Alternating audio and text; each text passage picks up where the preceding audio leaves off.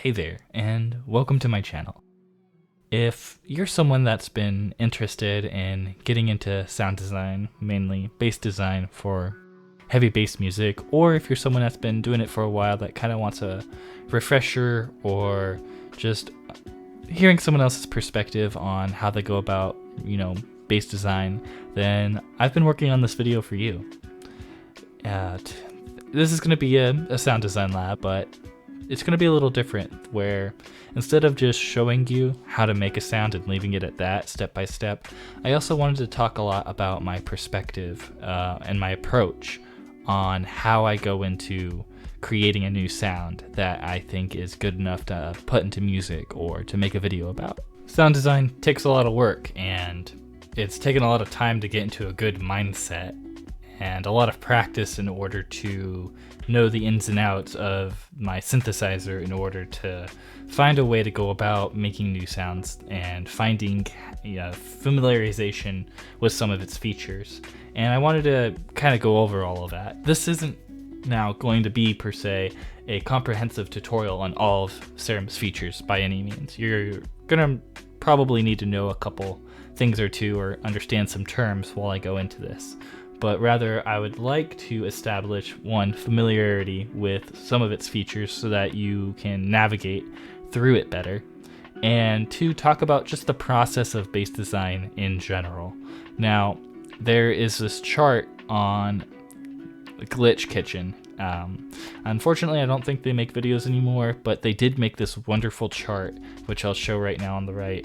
And this was originally designed for neuro bass music, but I still feel that the principle applies to general bass design, that you can go step by step through this chart and come out with something pretty interesting. It starts originally with the waveform, going through the wavetables and finding something that's, clean or an interesting movement within a wavetable, and then building off of that over and over again. And I can go into this from a neuro perspective in another video, but I'm going to just go through a general bass perspective this time. And we're going to just start a new patch and kind of go through it. It's going to be a sound that I did create earlier, but that's only to help us, instead of just playing around for hours, help us navigate to a specific sound, and I can show you step by step how I came up with kind of designing that. So I'm going to go ahead and show you a couple sounds that I did make ahead of time. I made a little drop for it, but I'll just show you kind of, I made this kind of gritty, like womp that leads into this contrast. Now, whenever I design bass music, I try to create good contrast between the two sounds that I'm using, or multiple sounds, I guess. So I'm going to talk about how I kind of went about making those sounds. Now, right here, I have a brand new patch of Serum, which, if we were to just go up here and click Init Preset, it'll just give you a brand new one. Now, going into the sound, just like the chart said, you're gonna start with your wavetables, of course. And I very much recommend taking time to just go through all your wavetables on Serum and mess around with them. Find out what the wavetables sound like at different octaves. It's not really great. And by going through all of them, you already set familiarity with what you like. Take the time. And for this sound in particular, I really, really enjoy just starting out in general with Reese Mess and Monster and all these, because they have very good timbres as you move across the position. And I've noticed that, this one has a really good starting point. So then I will take my LFO and I will put it right here and just throw it on just to get a good, throw a trigger on, and just start there. Have a good little wobble to start building my timbre off of. Now, going in from here, I start to try and either use unison to texture it up a bit, or I like to dive into FM from B. Now you have some options with FM.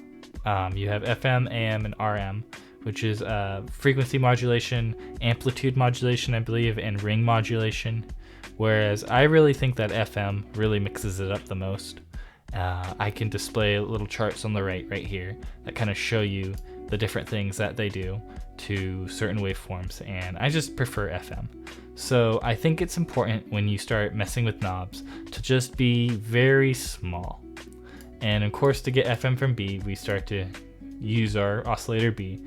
And going through all the wavetables, I noticed I really enjoy bottle blow, because with bottle blow you have almost no movement or noise right here, but as you move the wavetable you get this really smooth wave out of it. So I just threw it over here and threw up the warp to about 44%. Got this.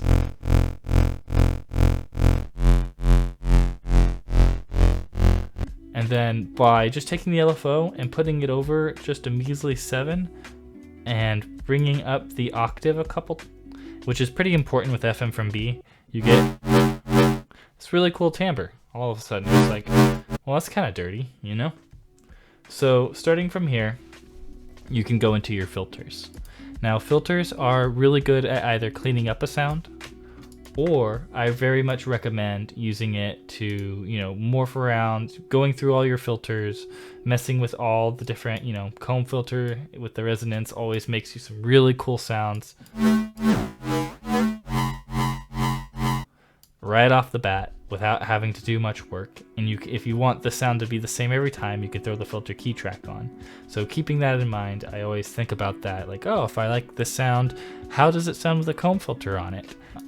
But just for the sake of this sound, I kept it really simple and threw on a low pass and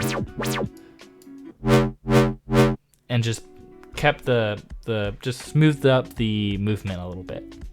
So throw on a sub, which is always nice. Direct it out, get that low end, and then start going into your effects. And effects are always good to approach from a, how can I change up the sound and beef up the texture that I have? And by going on hyperdimension, I kind of have my go-tos. Knowing hyperdimension, just without the rate and with the detune on, I can turn down the mix and just throw this on. And by throwing my LFO on all the mixes, or most of the mixes anyways, you can make sure that you apply an effect, but you do so cleanly. That, like, if you apply a distortion, it's only going to distort, you know, this part of the sound that comes in at the fullest, which is the top of the wobble. So I know that hyper brings out a lot of the grittiness and spreads it so that it's not so concentrated. And I know that I can throw on some distortion, and with the hyperdimension it sounds really good. Now, knowing which order you want to put these in really just comes from practice, and honestly sometimes it's just messing around to see what sounds the best. Sometimes one sounds better over the other, and there's no real way to tell you why or how, unless you really understand those things. But I know that asymmetrical distortion, if that's what that stands for, is really good. Just beefing up your sound a little bit. Just a little bit of a subtle change, which is really all you could ask for in certain cases. And then just throwing on a compressor, which you boost the gain up just a little bit to get a little bit more volume, and then playing around with the different bands.